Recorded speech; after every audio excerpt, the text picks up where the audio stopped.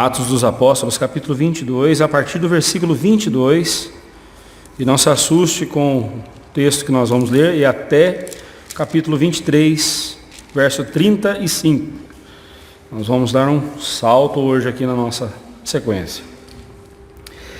Vamos orar mais uma vez. Te agradecemos, Senhor Deus, por essa noite.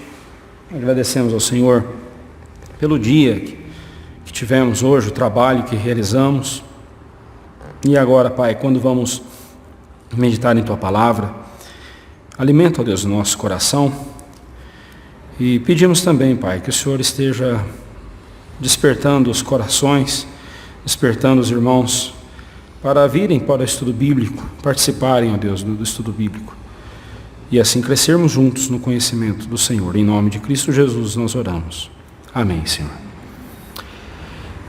Então, tão certo quanto as tribulações da nossa vida, tão certo quanto as dificuldades que haveremos de passar, é a presença de Cristo conosco, consolando o nosso coração, enxugando as nossas lágrimas na hora do sofrimento e usando o sofrimento para moldar o nosso caráter, moldar a nossa vida de acordo com a vontade dele. Nesse trecho do livro de Atos, do capítulo 22 até o capítulo 22, versículo 22, até o capítulo 23, verso 35, nós temos aí a presença de Jesus em nosso sofrimento. O livro de Atos nos traz esse assunto, volta e meia nós nos deparamos com este assunto, né? A presença de Cristo em meio ao sofrimento, em meio às lutas, às perseguições. Cristo está presente, não foi isso que Ele prometeu para nós? Ele prometeu justamente isso, que estaria conosco até o fim, até a consumação dos séculos, estaria conosco. E é a presença de Cristo que nos traz a felicidade, é a presença de Cristo que nos traz a paz. Não é o momento de paz que nos faz perceber a presença de Cristo, não. A paz é efeito da presença de Cristo em nossa vida. Então as seguintes verdades sobre a presença de Cristo em nosso sofrimento são encontradas aqui neste texto. A primeira delas está do versículo 22 até o capítulo 22 até o capítulo 23, verso 10. A presença de Cristo em meio aos sofrimentos faz-nos agir com temor a Deus. Eu vou lendo de acordo com a exposição aqui, né? Então, enquanto Paulo fazia a sua defesa, e fazia da sua defesa um relato empolgante de sua conversão, um testemunho da sua conversão a Cristo, ele foi abruptamente interrompido pela multidão ensandecida, atirando suas capas e a poeira para cima. Olha só, verso 22. Ouviram-no até essa palavra, né? Até o momento que ele disse, até aquele momento ali. Ouviram até essa palavra e então gritaram dizendo: tira tal homem da terra, porque não convém que ele viva. Ora, estando eles gritando, arrojando de si as suas capas, atirando poeira para os ares, ordenou o comandante que Paulo fosse recolhido à fortaleza e que sob açoite fosse interrogado para saber qual o motivo, por que motivo assim clamavam contra ele. Então eles pediram a morte de Paulo, queriam que Paulo fosse morto a todo custo, né? Ali os judeus inimigos. O comandante aqui em questão, chamado Cláudio Lísias, ele mandou que Paulo fosse preso à fortaleza. Havia a fortaleza ali onde era a sede do governo, fosse açoitado e assim fustigado, né, com açoites para responder ao interrogatório e por fim fosse julgado, né? Foi o comandante Cláudio Lísias que ficou perplexo com o fato, pois enquanto ele havia adquirido a cidadania romana, pulei um trecho aqui, quando estavam amarrando Paulo para açoitá-lo, então Paulo, diz a Bíblia, no verso 25, quando o estavam amarrando com correias, disse Paulo ao centurião presente: ser-vos-á porventura lícito açoitar um cidadão romano sem estar condenado? Isto ouvindo o centurião, procurou o comandante e lhe disse: que estás para fazer? Porque este homem é cidadão romano. Vindo o comandante, perguntou a Paulo: dize-me, és tu romano? Ele disse: sou. Respondeu-lhe o comandante: a mim me custou grande soma de dinheiro este título de cidadão, disse Paulo, pois eu o tenho por direito de nascimento. Então veja bem, havia duas formas de uma pessoa se tornar um cidadão romano. E um cidadão romano tinha privilégios, né? Como, por exemplo, ele não podia ser açoitado ou castigado sem antes passar por todo o julgamento. Quem não fosse cidadão romano, aconteceria o que estava para acontecer com Paulo. O interrogatório era dado debaixo de chibatadas, debaixo de açoites, né? Então Paulo se valeu disso. Eu sou um cidadão romano. E aí o comandante Cláudio Lísias disse assim: olha, mas você é cidadão romano? Sim, eu sou, e por direito de nascença, eu nasci cidadão romano. E o Cláudio Lísias não, ele comprou, né? Havia comprado. Dessa forma, Paulo escapou de ser açoitado, mas antes mesmo, assim, foi detido e preso. Mesmo assim foi detido e preso. Mas no dia seguinte foi solto para comparecer ao inquérito na presença dos principais sacerdotes e do Sinédrio. Versículo 29 e 30 diz assim: imediatamente se afastaram os que estavam para o inquirir com açoites.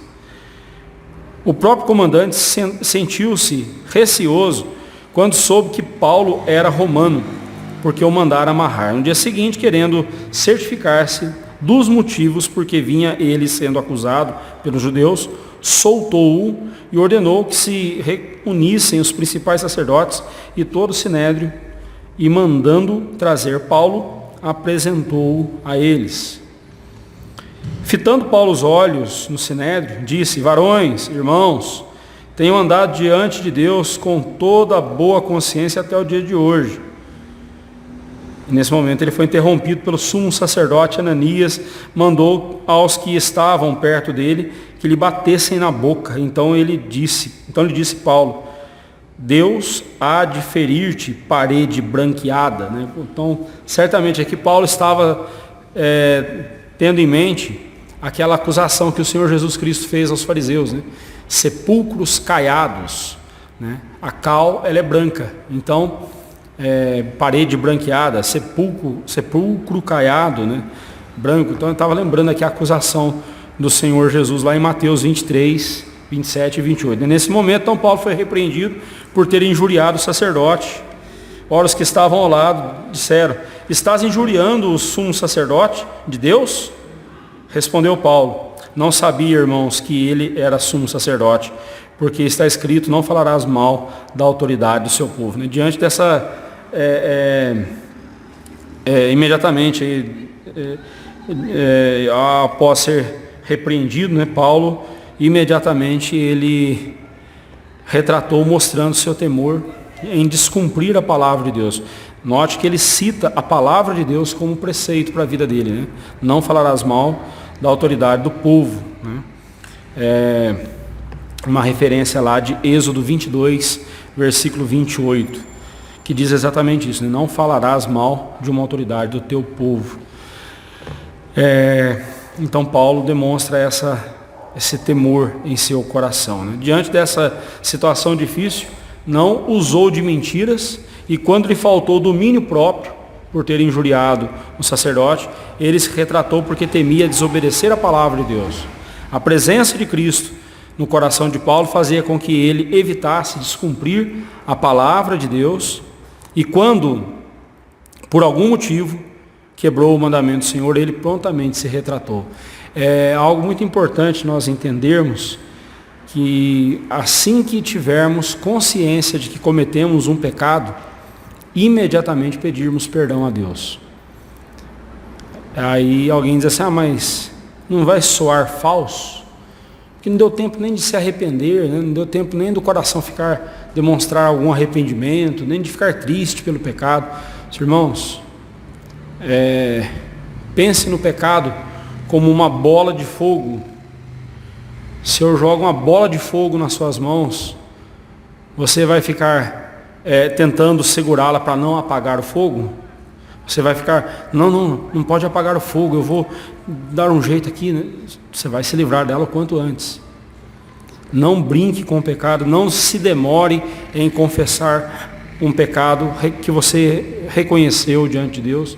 Confesse o pecado diante do Senhor, peça perdão e reate a sua comunhão com o Senhor o quanto antes. Pecados não confessados, eles vão corroendo o nosso coração, vão corroendo a nossa integridade e a nossa comunhão com Deus. Paulo, no momento em que ele percebeu o erro, ele então pediu desculpas. Ditas essas palavras, levantou-se grande dissensão entre os fariseus e saduceus. Pois os saduceus, eu pulei o versículo 6.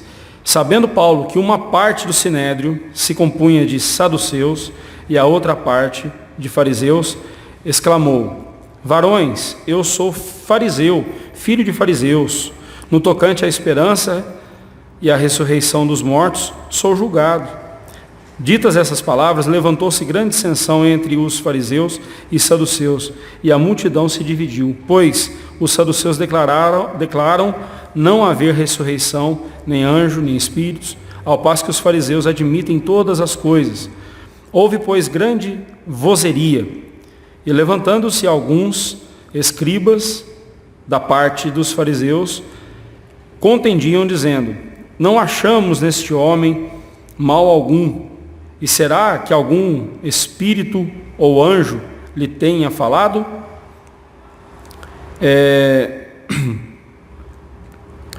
Tomando o vulto a celeuma, temendo o comandante que fosse Paulo espedaçado por eles, mandou descer a guarda para que o retirassem dali e o levassem para a fortaleza.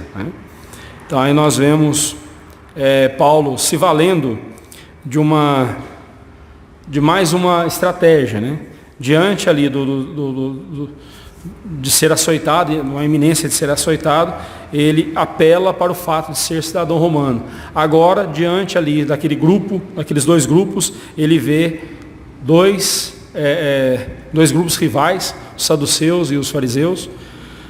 Os fariseus, eles criam em doutrinas como a ressurreição, anjos, a ressurreição dos mortos, anjos. Já os saduceus não, eles não criam nisso. E Paulo joga a isca e eles morderam. Jogou a isca e eles morderam. Ele fala assim: olha, eu sou fariseu. Naquele momento ele dividiu o povo que estava ali, Quem era fariseu não ia permitir que um fariseu fosse julgado daquela forma. E aí então ele se valeu dessa situação e conseguiu escapar. Nós devemos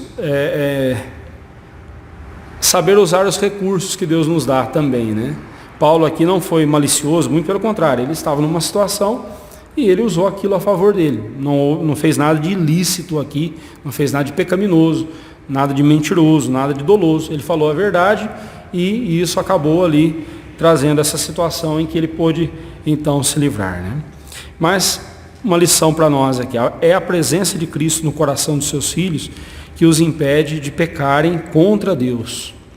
Ter uma consciência limpa diante de Deus depende da nossa submissão à presença santa de Cristo em nosso coração. E isso tem sido encontrado em nossa vida. No texto de Hebreus que nós meditaremos domingo, nós veremos justamente isso. Uma das coisas que Cristo, uma das bênçãos da obra de Cristo em nossa vida é a purificação da nossa consciência. É Cristo quem nos purifica a nossa consciência, ou seja, transforma o nosso coração.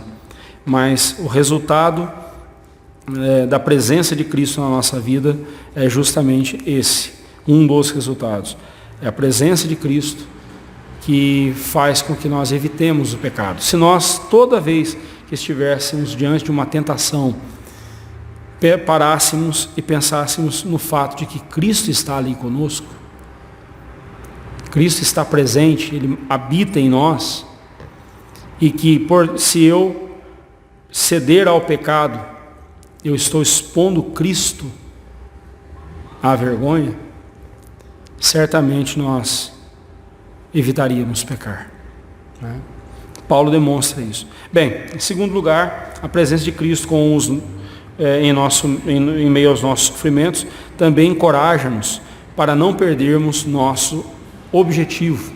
No versículo 11 nós lemos: na noite seguinte, o Senhor, pondo-se ao lado dele, disse: coragem, pois do modo porque deste testemunho a meu respeito em Jerusalém, assim importa também que também o faças em Roma. Que cena maravilhosa. Imagine você numa cela, numa cadeia, num quarto escuro, ouvindo a voz de Cristo falando ao seu coração, não só ao seu coração, falando aos seus ouvidos, né? Porque a Bíblia diz que o Senhor Jesus, pondo-se ao lado dele, o Senhor Jesus se manifestou ali a ele e disse para ele o seguinte: coragem, tenha coragem. Que consolo maravilhoso é a presença de Cristo em nossa vida. Eu fico imaginando como que Paulo reagiu a essa situação ali, a presença de Cristo ali tão real ao lado dele. Naquela noite tumultuada e tensa diante da fúria dos fariseus e saduceus que queriam espedaçar Paulo, cada grupo, por seus motivos, eis que o Senhor Jesus veio, pondo-se ao lado dele, e disse: coragem, né? Tenha coragem. Paulo tinha de ter coragem, pois não somente deveria passar por todo aquele tumulto, mas deveria chegar a Roma, onde haveria de testemunhar de Cristo. Mas agora observe o que Cristo disse a Paulo: pois do modo porque deste testemunho a meu respeito em Jerusalém, também importa que também o faças em Roma. Nessas palavras de Cristo a Paulo, Paulo teve, primeiramente, a garantia de que sairia daquela prisão, daquela situação ali. Jesus disse que iria para Roma, né? Mas também voltaria a passar por tudo isso, pois do mesmo modo e razão que dera testemunho em Jerusalém, haveria de fazê-lo em Roma, né? Cristo não falou para ele: Paulo, as suas lutas se acabarão, você não vai ter mais lutas, a partir de hoje vai ser só tranquilidade na sua vida. Não, o Senhor Jesus falou: você saindo daqui, você vai para Roma e vai começar tudo de novo. E de fato aconteceu, né? O mesmo sofrimento e luta podem se repetir em nossa vida. Quando recebemos um livramento de Deus numa situação, não temos garantia alguma de que a mesma situação não se repetirá. A gente muitas vezes entende errado as coisas. A gente acha que porque orou a Deus pedindo um livramento e Ele deu o livramento, a gente não mais vai passar por aquela situação. E vai passar, né? É possível você ser curado de uma enfermidade e essa enfermidade voltar mais tarde? Sim. É possível você enfrentar um drama familiar e vencer esse drama familiar e algum tempo depois acontecer algo parecidíssimo? Sim. E por quê? Porque Deus não te ama? Porque Deus está castigando você? Não, irmão. É porque você está no mundo. E enquanto estivermos aqui, estaremos sujeitos a todas essas coisas na nossa vida. Não temos garantia alguma de que um problema que hoje foi superado, ele nunca mais vai voltar. Vai voltar sim, pode voltar, pode ser que não, mas pode ser que sim. Então nós temos que manter a nossa confiança em Cristo, nos deleitar na presença de Cristo e ter a certeza de que Ele se faz presente em nossa vida, não importa a circunstância. E a quarta lição que nós tiramos nessas palavras do versículo 11, essas palavras do Senhor Jesus, é que se tivermos de passar por algum sofrimento e luta, teremos nada menos do que a presença gloriosa de Cristo em nossa vida, ajudando-nos a cumprir o objetivo que Ele tem para nós. Cristo estará conosco. É isso que importa. Quando Cristo chama o pecador para ser salvo, Ele não diz para o pecador, olha, vou levar você para tal lugar, vou fazer isso com você. Não. Ele simplesmente diz, siga-me. E onde quer que você for, revele o bom perfume de Cristo, mostre que você é um servo de Deus. É isso que Cristo diz para nós. A única garantia que temos é de que Ele estará conosco e Ele nos levará para a glória eterna. Não precisamos saber de mais nada. Mas eu pensava que se eu seguisse a Cristo, eu não teria mais sofrimentos, ou tantos sofrimentos como eu tenho hoje. Eu pensava que tudo se resolveria. A grande bênção de ser chamado por Cristo é ter a companhia dele conosco. A grande bênção é essa. E não há bênção maior, né? E a quinta verdade que nós podemos extrair aqui é que não existe objetivo mais importante para nós do que cumprir o que Cristo determinou para nós. É você cumprir o propósito de Deus na sua vida. Dizer como Paulo disse no final da sua vida, guardei a carreira, completei a carreira, guardei a fé. Ele tinha certeza de ter feito isso. Quando você estiver passando por uma situação de sofrimento por causa de suas convicções por Cristo, irmãos, e nós estamos vivendo isso nos nossos dias, tenha coragem, não recue diante das ameaças, não ceda diante das investidas dos adversários, não esmoreça diante da luta. Coragem. Cristo está com aqueles que o honram, que o têm como seu maior tesouro. Em terceiro lugar, a presença de Cristo em meio aos sofrimentos desfaz as ciladas dos inimigos. Verso 12 a 16. Quando amanheceu, os judeus se reuniram e sob anátema juraram que não haviam de comer nem beber enquanto não matassem Paulo. Eram mais de 40 os que entraram nesta conspirata. Estes, indo ter com os principais sacerdotes e anciãos, disseram, juramos, sob pena de anátema, não comer coisa alguma enquanto não matarmos Paulo. Agora, pois, notificai ao comandante, juntamente com o sinédrio, que vô-lo apresente como se estivéssemos para investigar mais acuradamente a sua causa. E nós, antes que ele chegue, estaremos prontos para assassiná-lo. Mas o filho da irmã de Paulo, tendo ouvido a trama, entrou na fortaleza e de tudo avisou a Paulo. Então, enquanto os filhos de Deus são revestidos de coragem, os filhos das trevas são tomados pela covardia. Por essa razão, nós vemos que um grupo de mais de 40 homens conspiraram para matar Paulo. E eles disseram o seguinte, numa atitude chantagista, disseram o seguinte, nós não vamos comer nem beber enquanto a gente não matar esse homem. Parecia aqui crianças birrentas, fazendo manha, mas não, aqui o que eles estavam dizendo é o seguinte, o nosso objetivo é matar Paulo e a gente não vai fazer outra coisa a não ser isso. O nosso objetivo é matá-lo. Não comeremos e nem beberemos enquanto nós não matarmos Paulo. Ou seja, eles corriam o risco de morrer, porque se você não come e não bebe, você morre. Corriam o risco de morrer para poder matar Paulo. E eles fizeram essa trama. Como Paulo estava sob a tutela dos romanos, precisariam tirá-lo das mãos dos romanos. Para isso, pediram aos principais sacerdotes e aos anciãos que notificassem ao comandante do sinédrio que o comandante do sinédrio havia de julgar o caso.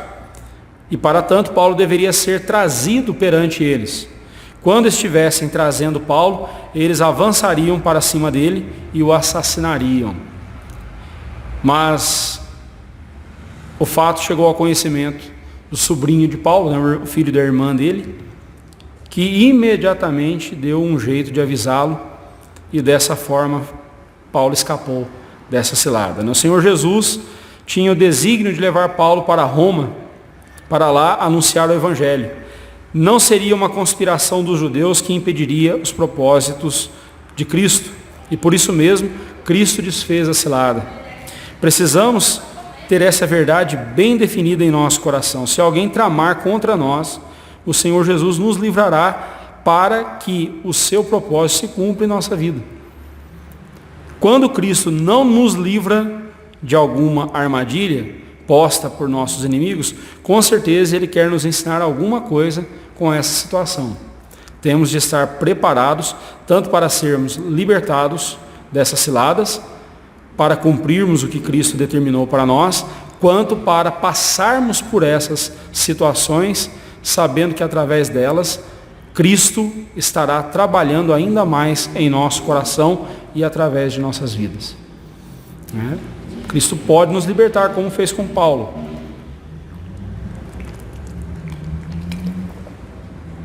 Mas Ele pode também permitir que continuemos na situação de aperto. Ele tem os propósitos dele. No caso aqui de Paulo, estava bem definido que ele deveria ir para Roma. E se esses homens lograssem êxito no que eles estavam pensando a respeito de Paulo, como ficaria a evangelização em Roma? Cristo queria Paulo lá em Roma, e ninguém poderia deter isso. Ninguém poderia fazer o contrário.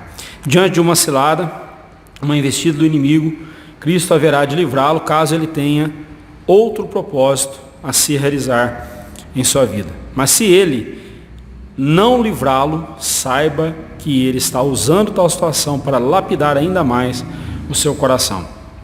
Foi uma situação diferente, mas quando Paulo pede a Deus para tirar dele o espinho na carne, e Jesus então responde para ele: não, Paulo, a minha graça te basta.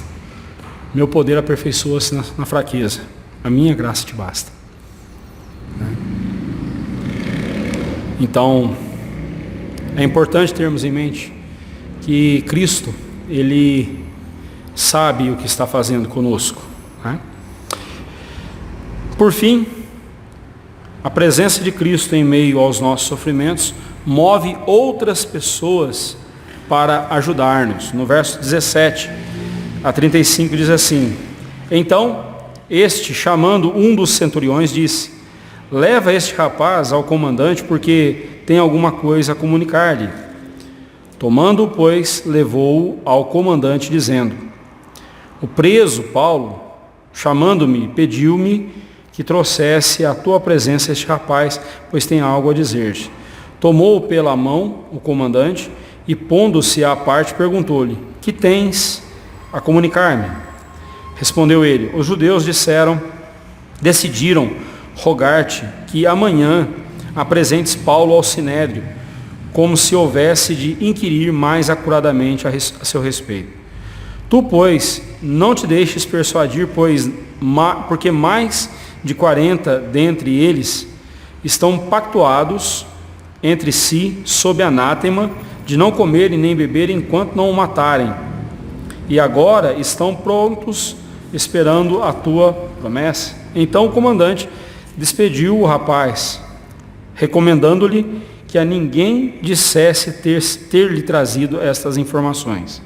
Chamando 2 centuriões, ordenou: tende prontidão, desde a hora 3ª da noite, 200 soldados, 70 de cavalaria e 200 lanceiros, para irem até Cesareia. Preparai também animais para fazer Paulo montar e ir com segurança ao governador Félix. E o comandante escreveu uma carta nestes termos: Cláudio Lísias, ao excelentíssimo governador Félix, saúde.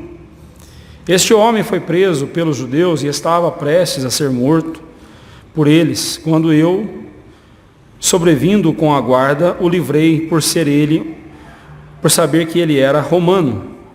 Querendo certificar-me do motivo porque o acusavam, fi-lo descer ao sinédrio deles. verifiquei ser ele acusado de coisas referentes à lei que os rege, nada, porém, que justificasse morte ou mesmo prisão. Sendo eu informado de que ia haver uma cilada contra o homem, tratei de enviá-lo a ti sem demora, intimando também os acusadores a irem dizer na tua presença o que há contra ele. Saúde. Soldados, pois, conforme lhes foi ordenado, tomaram Paulo e durante a noite o conduziram até Antipátride. No dia seguinte voltaram para a fortaleza, tendo deixado aos de cavalaria o irem com ele, os quais, chegando a Cesareia, entregaram a carta ao governador e também lhe apresentaram Paulo. Lida a carta, perguntou o governador de que província ele era. E quando soube que era da Cilícia, disse: ouvir-te-ei depois, quando chegarem os teus acusadores, e mandou que ele fosse detido no pretório de Herodes. Então, a última verdade que nós destacamos aqui é que a presença de Cristo em meio aos nossos sofrimentos move outras pessoas para ajudar-nos. O Senhor Jesus levantou várias pessoas aqui para ajudarem Paulo, começando pelo seu sobrinho, os centuriões que levaram o seu sobrinho ao comandante, o próprio comandante Cláudio Lísias, 200 soldados, os 70 soldados de cavalaria, os 200 lanceiros, ao todo 470 soldados, e o governador Félix. Cada um da forma como Deus quis, ajudou a Paulo. Seu sobrinho delatou a trama para o comandante Cláudio Lísias, alertando-o de que não se deixasse manipular pelos judeus. O comandante providenciou uma escolta fortemente armada, de 470 soldados, para conduzirem Paulo ao governador Félix, acompanhado de uma carta apresentando a situação e o próprio Paulo ao governador. Veremos posteriormente que o governador Félix não ajudou Paulo, mas como somos informados no capítulo 24, verso 27, Paulo ficou em Cesareia preso por mais de 2 anos, porque Félix queria que ele lhe desse dinheiro. Jesus falou para Paulo que ele ia para Roma, mas não falou quando. Ele ficou em Cesareia 2 anos, mas não pagou propina, E hoje em dia a gente fica sabendo de crentes que pagam propina para se livrar aí de alguma fiscalização, alguma coisa. Triste, né, irmãos? Nós jamais devemos adotar tal prática, Mas Paulo ficou firme. A gente voltará a esse assunto mais à frente. Antipátride era uma cidade que ficava entre Jerusalém e Cesareia. Herodes, o Grande, deu-lhe esse nome em homenagem a seu pai Antipater. Ela era um posto militar e, pelo que nos informa o texto, quando chegaram ali, somente 70 soldados de cavalaria seguiram com Paulo até Cesareia.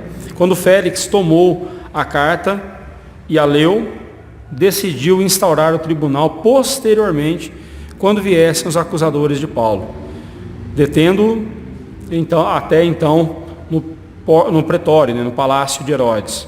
Quando estamos passando por sofrimentos e dificuldades por amor a Cristo, Ele sempre nos prepara irmãos e amigos, e às vezes até pessoas que não têm sentimento algum por nós, para ajudar-nos. É fato que Ele sempre cuida dos seus. Nunca você estará sozinho numa luta, em nome do Senhor Jesus. Sempre haverá outros servos de Deus ao seu lado, e até mesmo aqueles que não nutrem nenhum afeto por você, estarão servindo de alguma forma aos propósitos de Cristo.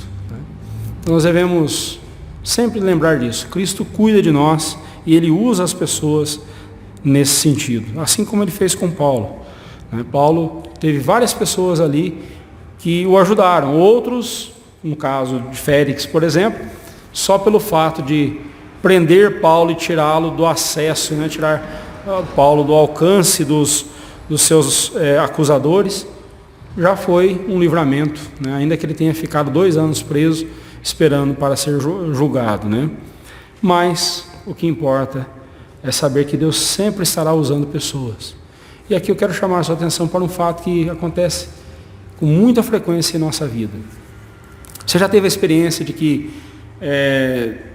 conversando com um estranho, alguém que não sabe nada da sua vida, e de repente, na conversa, essa pessoa começa a dizer coisas que você diz assim, peraí, mas é exatamente isso que eu estou passando. É exatamente isso que está acontecendo comigo. Né?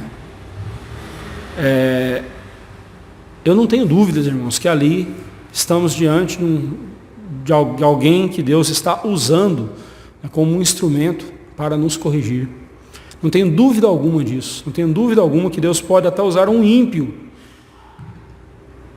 para nos corrigir de algum erro.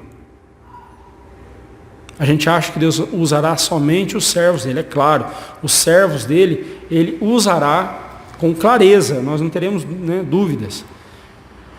Mas muitas vezes Deus pode usar até um ímpio. No alto da sua impiedade, esse ímpio pode falar alguma coisa que, sendo um instrumento de Deus, para corrigir-nos, para fazer-nos voltar para o caminho certo, para ficarmos atentos ao que está acontecendo. Quando os judeus foram reconstruir Jerusalém, Ciro, um homem que nunca foi convertido a Deus, um homem que não temia a Deus, a Bíblia diz que Deus usou Ciro para abençoar os judeus na reconstrução de Jerusalém. E Deus mesmo disse, Ciro é meu pastor. Ele não estava dizendo que Ciro foi convertido. O que Deus está dizendo é o seguinte, eu estou usando Ciro para abençoar o meu povo. Fiquemos atentos às formas como Deus trabalha em nosso coração. O que Deus quer que façamos? Essa passagem de vida, da vida de Paulo, bem pode ser resumida nas palavras do Salmo 23, versículo 4. Ainda que eu ande pelo vale da sombra da morte, não temerei mal nenhum, porque tu estás comigo, o teu bordão e o teu cajado me consolam. Em meio a situações adversas, Cristo quer que desfrutemos da sua doce companhia ao nosso lado, fortalecendo o nosso coração. Quando a situação ficar difícil, voltemos nosso olhar para Cristo, confiemos nele e desfrutemos de sua presença. Esta é a paz que ele nos dá, a saber, ele próprio. Ele é a nossa paz. Ele é o príncipe da paz, né? A palavra de ordem para o crente é coragem. Coragem. Não foi isso que Deus disse para Josué? Ser forte e corajoso. Somente quem tem a presença gloriosa de Cristo em sua vida terá coragem para enfrentar as adversidades. Enfrentar as adversidades sem estar debaixo da orientação de Cristo, sem estar debaixo da poderosa mão de Cristo, certamente é fracasso. Mas confiados na pessoa do Senhor Jesus, na certeza de que Ele está presente em nossa vida e a sua mão nos guiando e nos dirigindo e amparando, certamente nós venceremos. Coragem, irmãos. Tenhamos coragem. Esse mundo em que vivemos nos desafia a isso. Precisamos de coragem. E essa coragem é resultado da presença de Cristo em nossa vida. Que seja assim na sua vida e na minha vida todos os dias para a glória do Senhor. Amém.